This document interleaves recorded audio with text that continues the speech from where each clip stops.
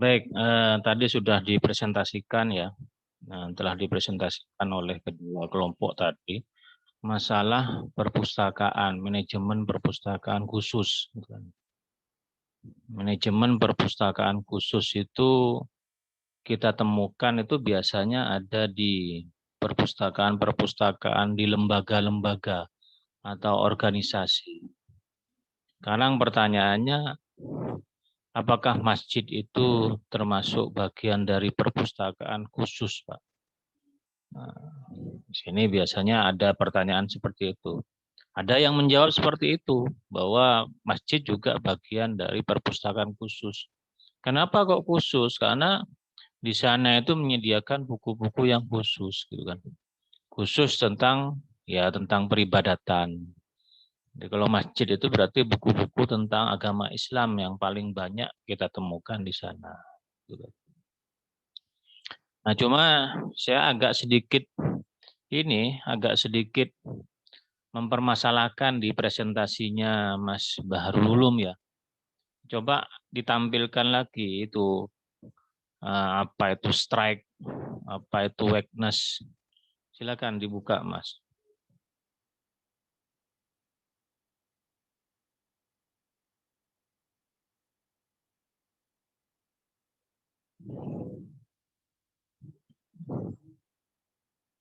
Silakan. Belum muncul ini. Sudah di-share nih, Pak. Ya, tapi belum muncul ini.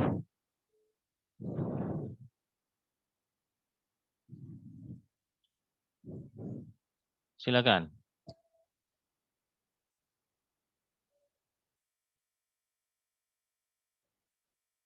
Oke. Sampun, Pak. Oke. Yang slide 5, Mas. Yang slide 5, silakan klik. Oke. Strike itu apa? Dan weakness itu apa? Ini sepertinya dua hal yang kebalik ini. Jadi strike itu lebih adalah pengertiannya adalah kekuatan, bukan kelemahan di sini. Ya. Jadi ini yang mungkin oleh mahasiswa yang lain tidak diperhatikan ya, bahwa analisis SWOT ini merupakan bagian dari manajemen perpustakaan yang masuk ke dalam ranahnya planning ya. Masuk ke dalam ranahnya planning karena ini analisis SWOT ini kita akan menganalisis sebuah manajemen perpustakaan ini dianalisis dulu. Tetapi kalau di sini ini salah. Jadi strike ini bukan kelemahan, Mas Bahrul Ulum ya. Strike itu merupakan kekuatan. Ini kebalik berarti. Weakness itu disebut kelemahan. Ya. Jadi kalau misalnya ada kekuatan apa yang ada di perpustakaan masjid itu? Contohnya misalnya anggaran yang sangat besar misalnya. Itu merupakan menjadikan kekuatan di perpustakaan masjid tersebut. Tetapi kalau misalnya ternyata keuangannya sangat minim, itu bisa menjadi weakness, bisa menjadi sebuah kelemahan di situ, gitu ya. Jadi kalau misalnya strike ini di sini strike-nya ini kekuatannya adalah adanya dorongan dari takmir, ya bisa. Ini kebalik saja nih, adanya dorongan dari takmir. Tetapi dorongan seperti apa itu harus dijelaskan secara detail di sini karena ini manajemen. Dorongan apa? Apakah cuma hanya lisan ataukah didukung oleh katakanlah dengan dengan anggaran atau sumber daya alam sarpras yang mewadahi? Nah, itu harus dijelaskan. Hanya dorongan saja itu cuma lisan saja itu juga ya bisa dikatakan tapi harus lebih rinci lagi biar jelas dorongan seperti apa contohnya. Kemudian di sini juga ada keinginan masyarakat, keinginan apa masyarakat itu kan gitu loh. Benar bahwa perpustakaan masjid itu didirikan berdasarkan keinginan masyarakat. Ya, ini harus diperjelas.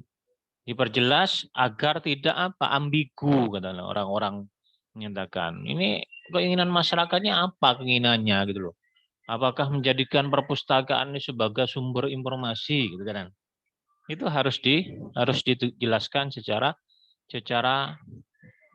rinci gitu kan. Kemudian ada donatur. Nah, ada donatur ini. Ada donatur berarti jangan disebutkan ada donatur sebagai kekuatan.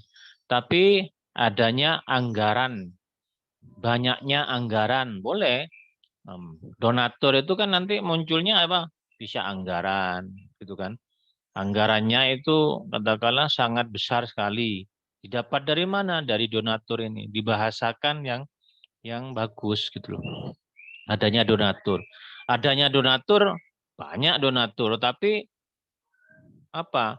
Memberikan kontribusi berbentuk materi nggak ada, sedikit sekali. Nah, itu bisa menjadi suatu kelemahan, bukan menjadi sebuah kekuatan akhirnya.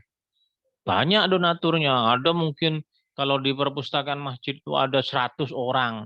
Tetapi mereka ya cuma nama tok donatur, tidak menyumbangkan katakanlah materinya. Itu beda lagi nanti. Itu bisa bisa menjadi sebuah kelemahan, bukan menjadi sebuah kekuatan. Tapi dengan adanya donatur ini, yang namanya materi, yang namanya anggaran, yang namanya dana itu sangat banyak sekali, sangat besar sekali. Itu bisa menjadi sebuah kekuatan, gitu kan. Itu harus diperinci, Mas ya. Ini harus diperjelas karena manajemen itu tidak boleh menggunakan bahasa-bahasa yang terlalu ambigu, yang katakanlah kiasan. Harus langsung pada poinnya dan harus dijabarkan dengan sebaik-baiknya, gitu ya. Kemudian animo membaca tinggi, animo membaca tinggi. Ini harus dipertegas dengan apa? Animo masyarakat, nah, gitu kan? Animo membaca dari masyarakat sangat tinggi. Nah ini, atau animo membaca jamaah masjid sangat tinggi. Harus bisa bisa membedakan. Kalau masyarakat nanti rancu dengan perpustakaan kota atau perpustakaan kabupaten ya. Ini harus dipertegas dengan secara detail, secara jelas sekali. Nah, ini perlu dirubah Mas Ulum ya, bahwa strike itu merupakan kekuatan. Ini kebalik saja. Weakness itu baru sebagai kelemahan. Kalau kelemahan di sini, kalau dibalik, aktivitas keilmuan yang berpusat di masjid menjadi semakin kering. Semakin kering kan ya? Kok semakin kering ini loh. Mas Ulum? Mas Ulum? Iya, Pak. Nah ini aktivitas keilmuan yang berpusat di masjid menjadi semakin kering. Maksudnya bagaimana?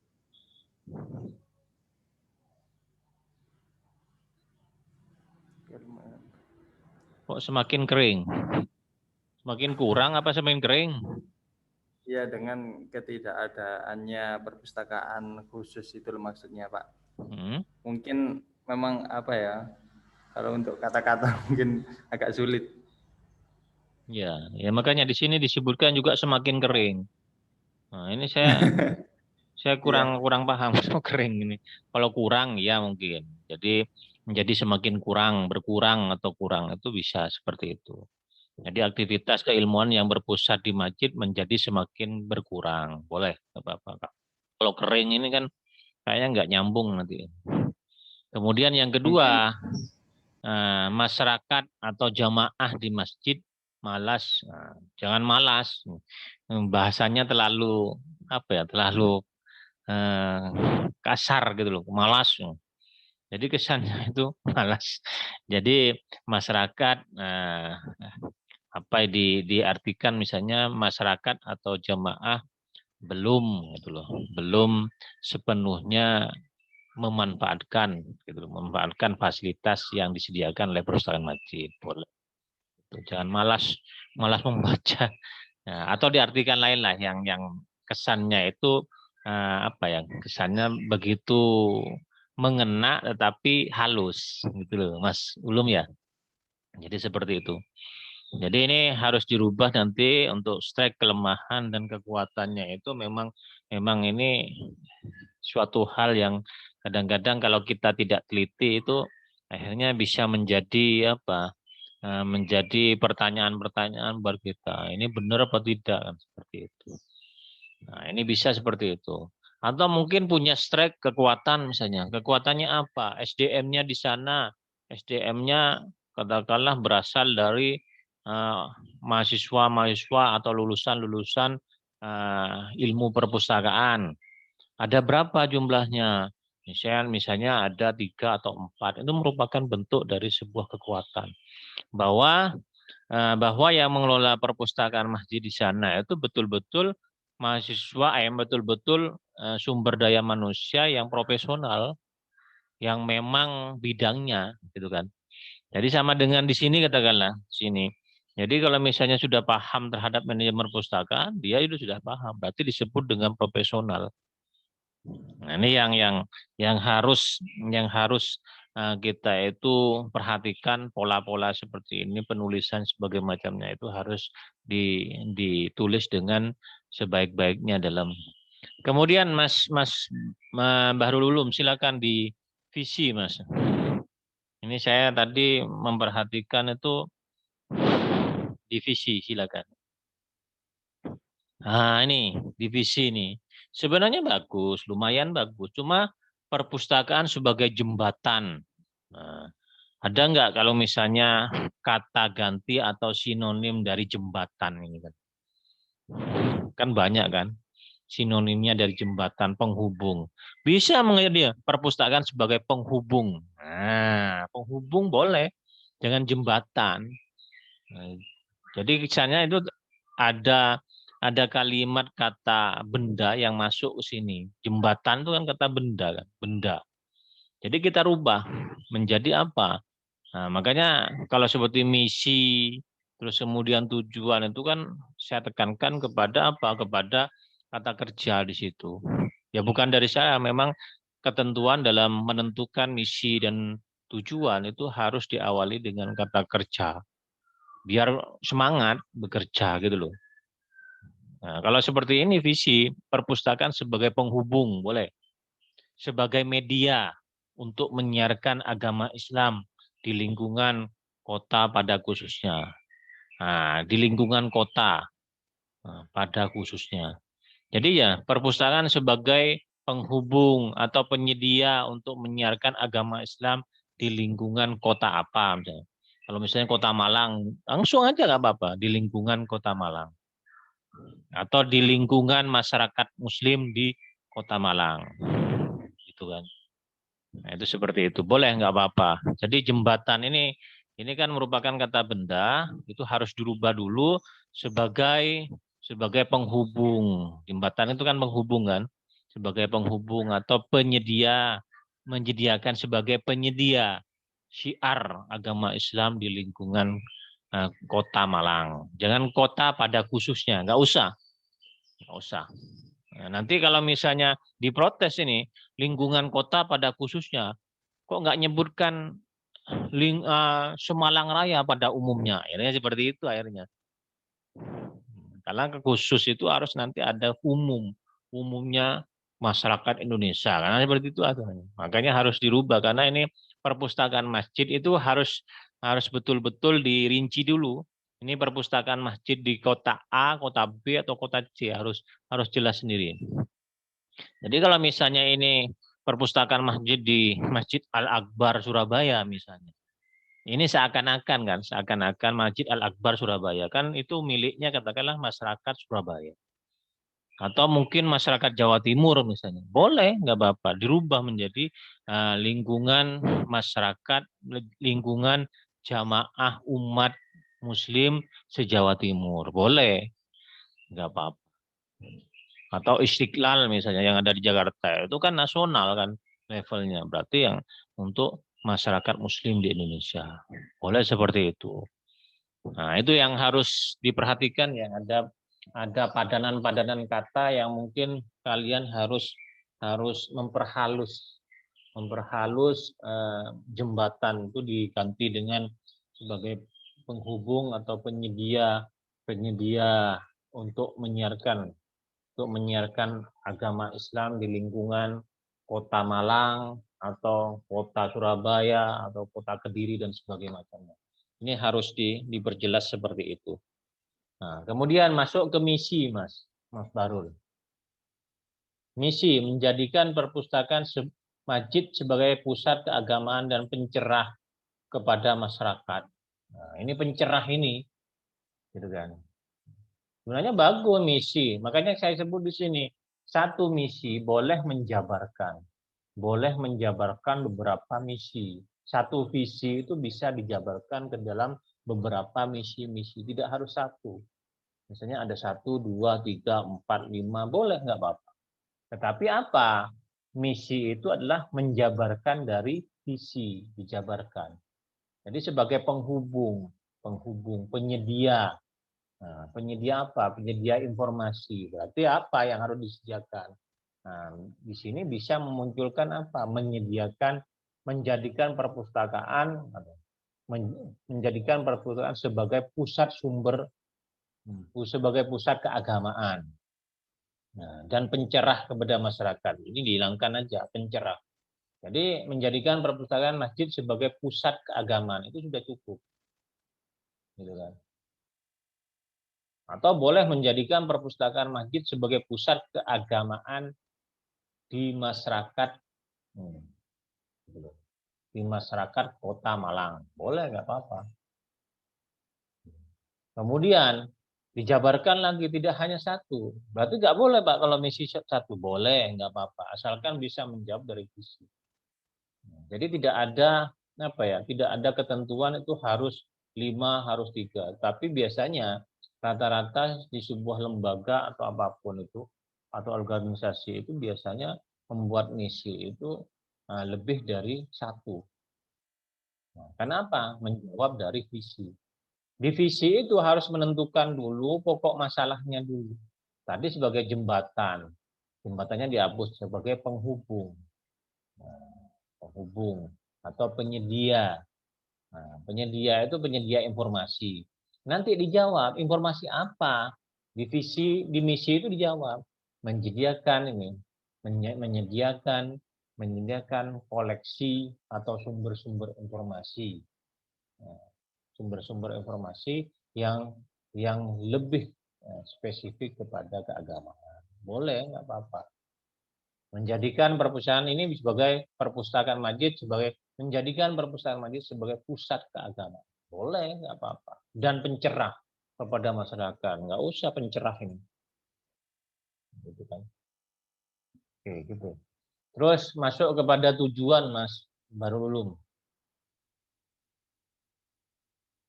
Memberikan suplai bahan pustaka. Jangan memberikan suplai kayak makanan suplai kalau misalnya ada bencana di suplai makanan, bukan. Jadi memberikan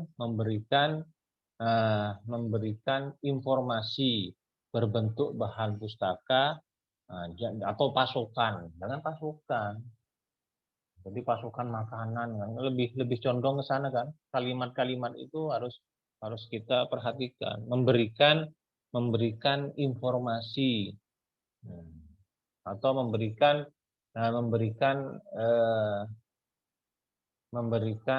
sumber informasi berbentuk bahan pustaka keagamaan. Boleh seperti itu. Ya, tujuannya ya seperti itu. Jangan memberikan suplai.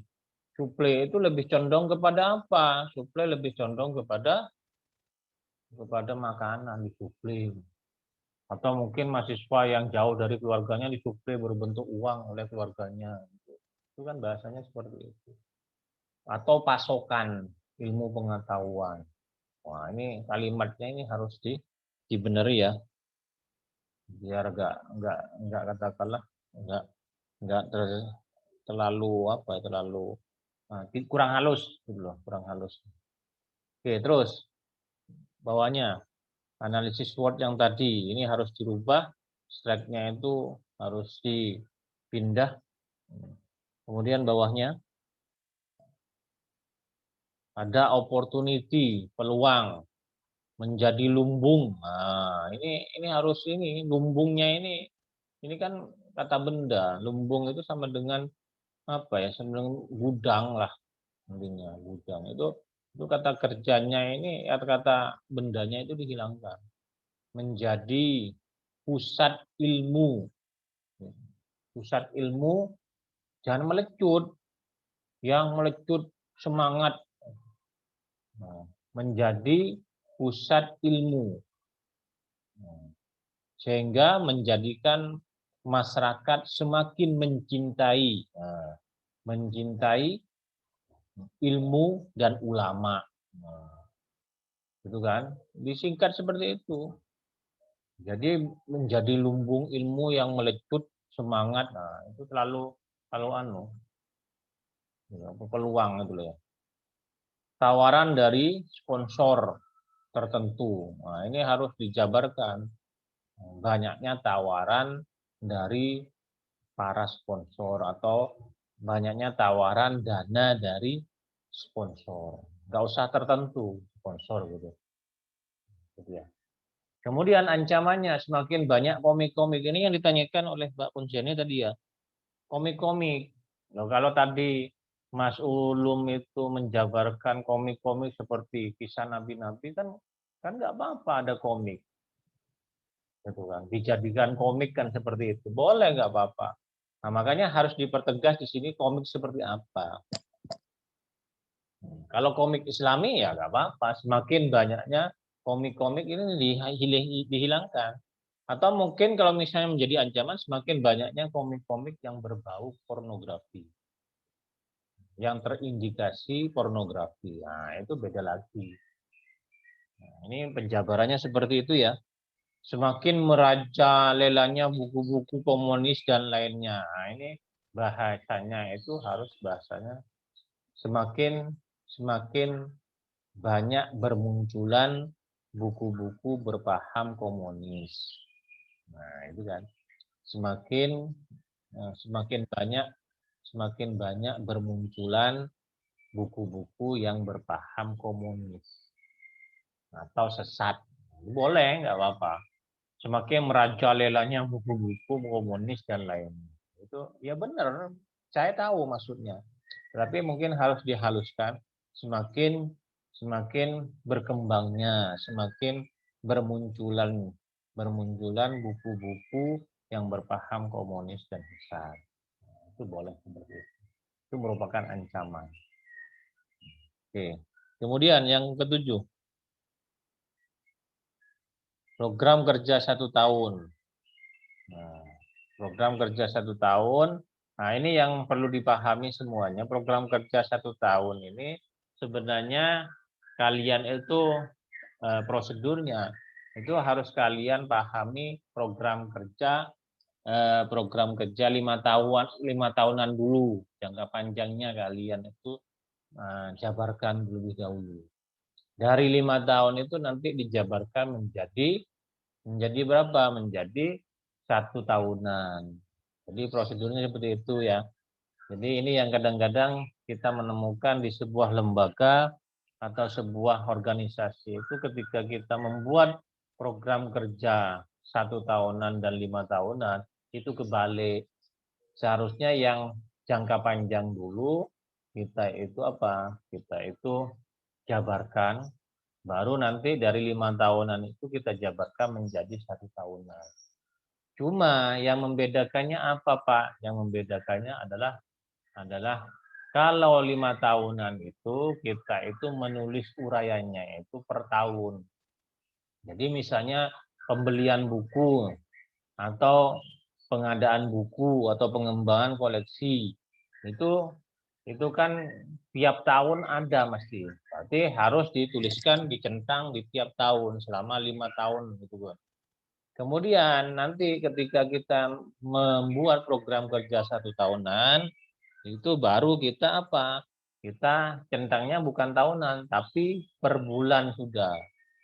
Jadi per bulan itu kita itu dilaksanakan di awal tahun, di awal-awal bulan, di awal tahun itu misalnya Januari, Februari, atau mungkin di pertengahan tahun seperti Agustus atau mungkin September, apakah di situ. Nah, itu harus dicentang. Pelaksanaan pengembangan koleksi ini di program kerja 1 tahunan itu dilaksanakan pada bulan Januari sama Februari. Itu yang perlu kalian pahami di situ. Jangan kebalik. Program kerja 5 tahunan baru dijabarkan ke dalam 1 tahunan. Itulah yang disebut dengan manajemen perpustakaan. Kemudian setelah membuat sebuah atau beberapa program kerja, baik itu 5 tahunan maupun 1 tahunan, masuknya kepada apa? Karena di sini program kerja 1 tahunan ini masuk ke dalam planning, berarti setelah itu masuk pengorganisasian. Pengorganisasian atau organizing itu membicarakan masalah struktur organisasi. Hubungan antara apa? Hubungan antara kepala perpustakaan dengan mungkin pembina di masjid itu bagaimana? Atau ketua yayasan. Itu menggunakan garis komando langsung enggak? Kalau garis komando langsung itu berarti garisnya lurus. Berarti ketua yayasan itu memberikan tugas langsung kepada kepala perpustakaan masjid di situ. Kalau misalnya menemukan ada garis putus-putus, nah, seperti misalnya di sini ya, komite perpustakaan dengan ketua, ini garis putus-putus. Ini menandakan apa? Berarti tidak ada garis komando, tidak ada saling terkait. Cuma mengetahui saja. Tidak punya, katakanlah, komite perpustakaan itu katakanlah menyuruh memberikan tugas kepada ketua, tidak. Nah, cuma komite ini hanya sekedar apa? Sekedar mengetahui bahwa akan ada kegiatan ini yang dilaksanakan oleh kepala atau ketua perpustakaan. Hanya mengetahui, nggak bisa protes, gitu kan? Nah, tidak ada pertanggungjawaban kepada komite. Cuma komite itu hanya sekedar mengetahui saja bahwa akan ada kegiatan-kegiatan yang dilakukan oleh pihak perpustakaan. Ya, ini boleh seperti ini. Nah, komite perpustakaan. Nah, ini apakah perlu komite perpustakaan itu di masjid? Nah, ini harus lihat. Cuma saya baru kali ini memang ada apa? Ada komite di perpustakaan masjid ini. Tapi kalau misalnya Pak Mas Bahrul Ulum dan kawan-kawan di sini bisa menjelaskan dengan bagus, ya nggak apa-apa. Kalau memang harus ada komite di sini. Kalau komite perpustakaan ini boleh nggak apa-apa kalau misalnya Mas Bahrul Ulum mengetahui apa saja tugas-tugas dari komite perpustakaan ini. Nah, di sini kan sudah jelas nih ada garis komando langsung. Jadi penasehat itu memberikan mandat langsung, tugas kepada ketua ini. Pelindung juga. Cuma di sini hanya komite perpustakaan itu garis-garis putus-putus adalah garis koordinasi. Cuma koordinasi saja, tidak mempertanggungjawabkan, hanya mengetahui saja. Nah, itu organisasi. Ada lagi di bawahnya, Mas Barul? Belum? Sudah. Nah, di sini terputusnya di pengorganisasian kan, di planning sudah.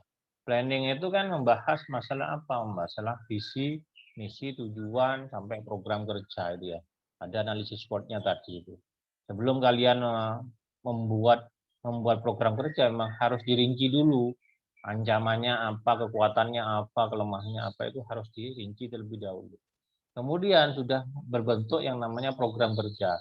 Alangkah lebih baiknya program kerja ini memang harus didesain berdasarkan dibentuk tabel-tabel ya. Jadi pelaksanaannya kalau misalnya bulan Agustus dicentang bulan Agustus tahun 2021. Nanti kapan lagi pelaksananya? Desember 2021 dicentang. Itu memperjelas sekali bahwa kegiatan ini akan dilaksanakan pada bulan ini dan bulan ini. Gitu kan. Kalau misalnya 5 tahunan, bahwa pelaksanaan kegiatan program ini dilaksanakan pada tahun 2021 dan tahun 2024. Nah, itu kan jelas sekali. Jadi ditulis. Nah, seperti yang pernah saya share itu ya. Share kegiatan kita. Nah, setelah kalian membuat seperti ini, program kerja seperti ini, maka masuk kepada organizing. Organizing itu apa? Organizing itu adalah ya ini struktur organisasi, contoh kecilnya seperti itu. Nah, ada hubungan, ada kegiatan antara atasan dengan bawahan, itu termasuk pengorganisasian. Nanti ada lagi, karena manajemen itu kan terdiri dari planning, organizing, actuating, pelaksanaan.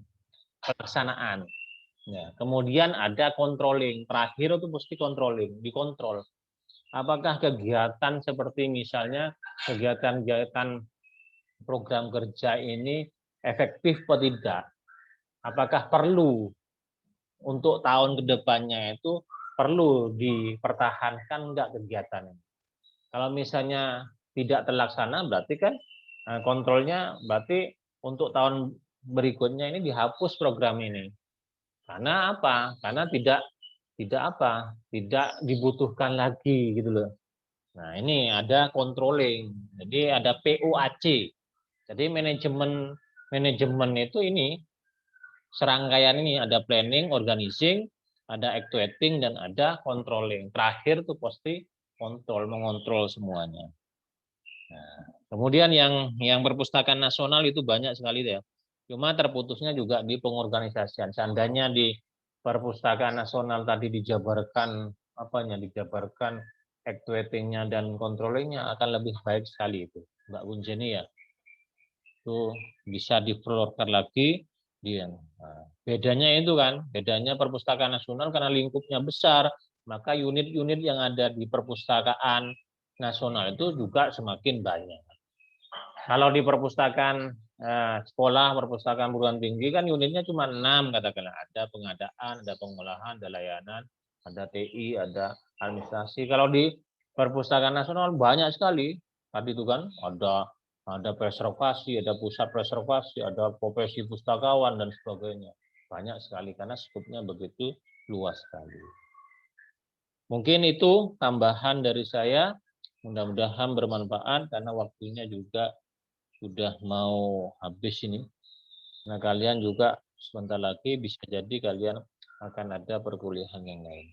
Kita lanjut minggu depan. Tolong diinformasikan bisa satu yang presentasi di pertemuan ke-13, yaitu di pertemuan ke-13, nanti ke-14, 15 cukup nanti. Kan masih ada kurang tiga kelompok yang belum maju. Jadi bisa seperti itu. Baik, itu dari saya. Saya ucapkan terima kasih. Mohon maaf. Assalamualaikum warahmatullahi wabarakatuh.